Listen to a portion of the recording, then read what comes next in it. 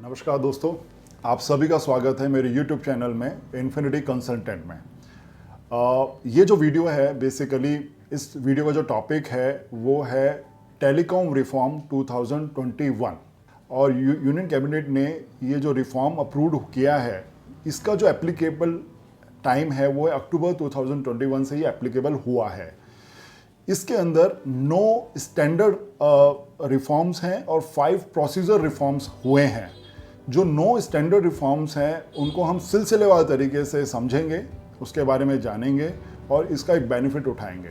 चलिए शुरू करते हैं। 9 रिफॉर्म कौन कौन से standard. Number 1 KYC, that means know your customers. Number 2 licensing reforms. Number 3 foreign direct investment, that is FDI, bank guarantee, BG reform, customer application form, spectrum related reform, SEQA clearance simplification, addressing liquidity requirements of TSPs, adjusted gross revenue reforms.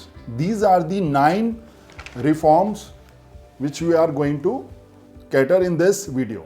KYC, know your customer.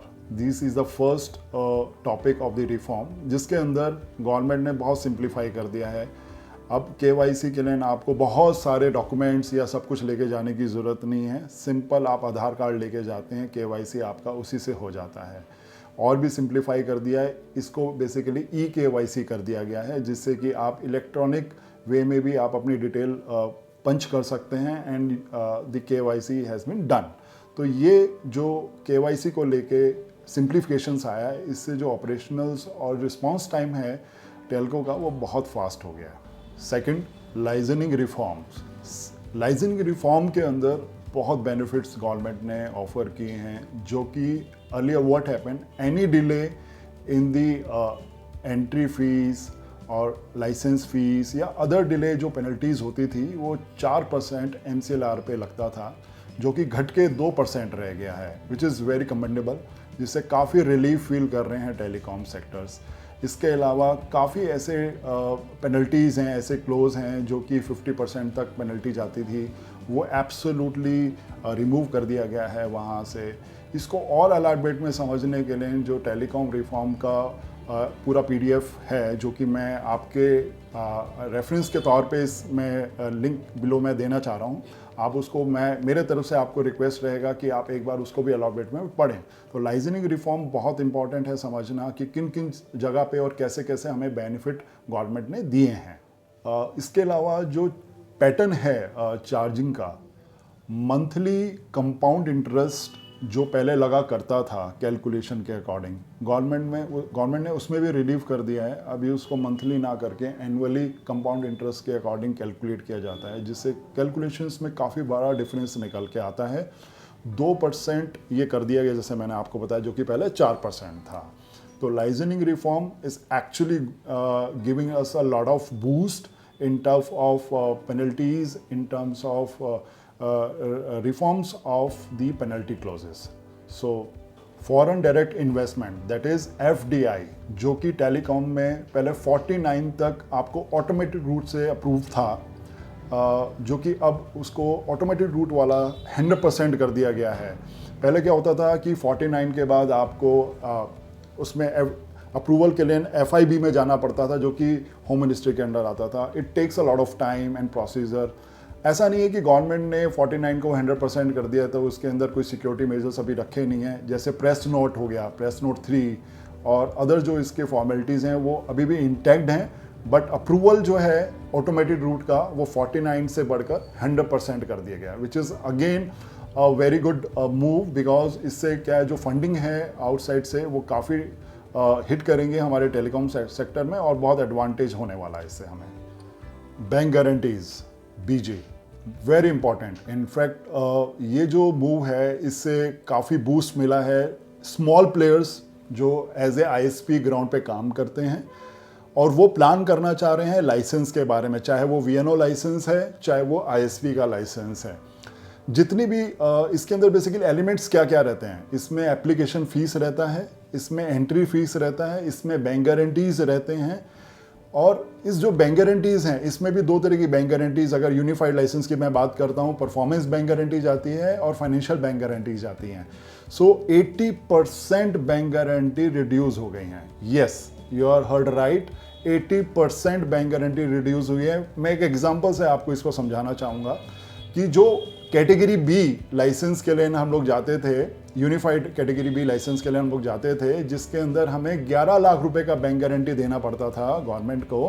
Performance bank guarantee 10 lakh का हुआ करता था, financial bank guarantee 1 lakh रुपए का हुआ करता था, जो कि घट के मात्र परफॉर्मेंस बैंक गारंटी 10 का 2 लाख रुपए रह गया है, और जो फाइनेंशियल बैंक गारंटी 1 लाख का मात्र 20,000 रुपए रह गया। तो दैट मीन्स कि 11 लाख रुपए के अवेज में आपको मात्र 2,20,000 रुपए ही गवर्नमेंट को एज ए बैंक गारंटी दे रहे हैं। और अभी मेरा ये, आप मेरे से सुन के काफ़ी लोग वरी कर रहे होंगे, जो ऑलरेडी बैंक गारंटी सबमिट करा चुके हैं, जो एग्जिस्टिंग आईएसपीज हैं, उनका क्या होगा?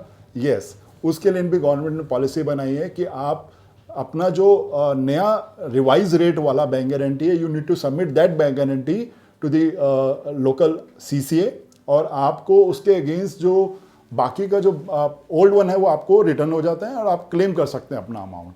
तो yes, bank guarantee reform actually going to work in a local ground level, जिससे रेगुलेशंस में और अदर चीज़ों में बहुत बेनिफिट होने वाला है। Point number 5, customer application form, that means Kaif.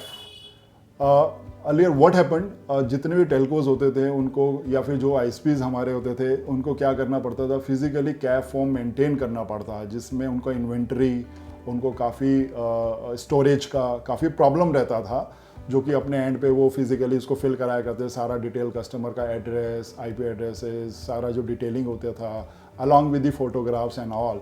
तो उसको मेंटेन करना ही अपने आप में बहुत बड़ा चैलेंज था। इस रिफॉर्म में गवर्नमेंट ने आपको अलाउ कर दिया है कि आप ई-केवाईसी भी कर सकते हैं और ई-कैफ फॉर्म भी मेंटेन कर सकते हैं। Is easy to store, easy to fetch out. जो भी आपको इंफॉर्मेशन चाहिए, on the single click you will get back in your storage.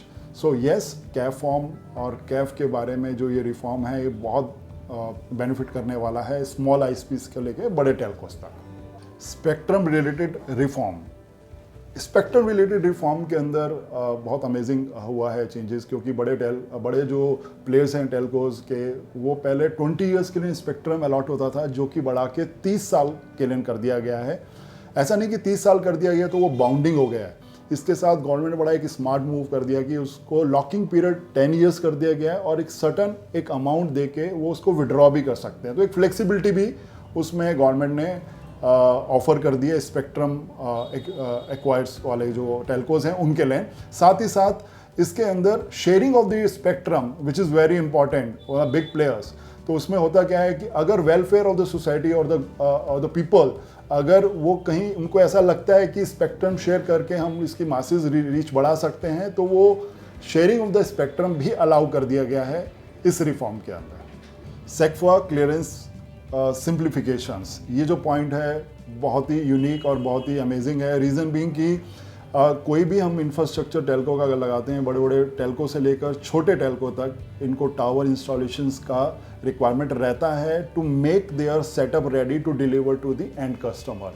तो ये जो सेटअप लगाना होता है, टावर का परमिशंस की बात करते हैं, जो कैसे सिंप्लीफाई किया है इस रिफॉर्म में, वो ऐसे किया है कि पहले आपको बहुत सारी अथॉरिटीज़ से परमिशन लेना पड़ता था इस क्लियरेंस के लिए, और अब वो उसको भी बहुत सिंप्लीफाई कर दिए गए हैं। आपको बहुत ज़्यादा अथॉरिटीज़ के पास नहीं जाना है, सिंपल आपको सेल्फ डिक्लेरेशन करने मात्र से ही आपको ये सेक्वा क्लियरेंस आपको अप्रूव्ड हो जाता है और आपको सेक्वा क्लियरेंस मिल जाता है। एड्रेसिंग लिक्विडिटी रिक्वायरमेंट्स ऑफ टीएसपीज, इस पॉइंट्स के अंदर बेसिकली बड़े टेलकोस को बहुत बेनिफिट मिला है, क्योंकि जैसे बैंक गारंटी रिफॉर्म हुआ है, उससे क्या हुआ, जो बहुत बड़ा अमाउंट जो ब्लॉक रहता था बैंक गारंटीज़ में, वो इस रिफॉर्म की वजह से उनकी यूटिलाइजेशन या फिर फ्लो ऑफ द फंड्स उनको अवेलेबल रहता है to invest their networks and other stuffs. So yes, ये बेनिफिट जो है इस पॉइंट्स का, moreover big telcos have that benefits in this points. Adjusted gross revenue, AGR, most crucial and most important reform you can say in entire reforms cycle. AGR में जो best part है वो ये है कि जितना भी नॉन टेल्को का जो भी रेवेन्यू होता था, जो पहले इसमें एडजस्ट हो जाया करता था, अभी उसको एक्सक्लूड कर दिया गया है। मीन्स अगर आप अपनी कंपनी के अंदर आप मल्टीपल बिजनेसेस चला रहे हैं और आपका रेवेन्यू मल्टीपल सोर्स से आप एक्वायर्ड कर रहे हैं, तो other than internet and broadband ना, बाकी जितना भी आपका रेवेन्यू हो वो आप इससे अलग कर सकते हैं। And you have to pay only for the telco and telecommunications services like broadband, the internet part. तो this is a big thing in AGR जो कि गवर्नमेंट ने कंसिडरेशन किया है। बहुत पुराना और बहुत पेचीदा मुद्दा था AGR का, जो इस रिफॉर्म में बहुत ज़बरदस्त तरीके से क्लैरिटी आई है, या ये कह सकते हैं कि definition has been change in AGR। सो जो डेफिनेशन हैज़ बीन चेंज की बात करते हैं वो यही है कि जो मैंने समझाया आपको कि अदर देन टेल्को पार्ट्स आपको इसमें कैलकुलेट करके 8% जो गवर्नमेंट को फीस देना है वो नहीं, उसमें कैलकुलेट नहीं होगा।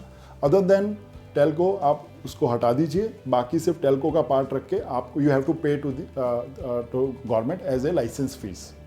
जितने भी पॉइंट्स हमने डिस्कस किए हैं इस टेलीकॉम रिफॉर्म के बारे में, वो सब का डिटेलिंग मैं नीचे डिस्क्राइब फॉर्म में मैं लिंक भेज रहा हूँ, जिसमें आप डिटेल में उसको पढ़ सकते हैं, समझ सकते हैं। और कोई भी डाउट रहे आप मेरे पे वापस मुझे कांटेक्ट या मुझे आप मेलर के थ्रू कांटेक्ट कर सकते हैं। मैं कोशिश करूँगा उन सभी का रिप्लाई करने के लिए।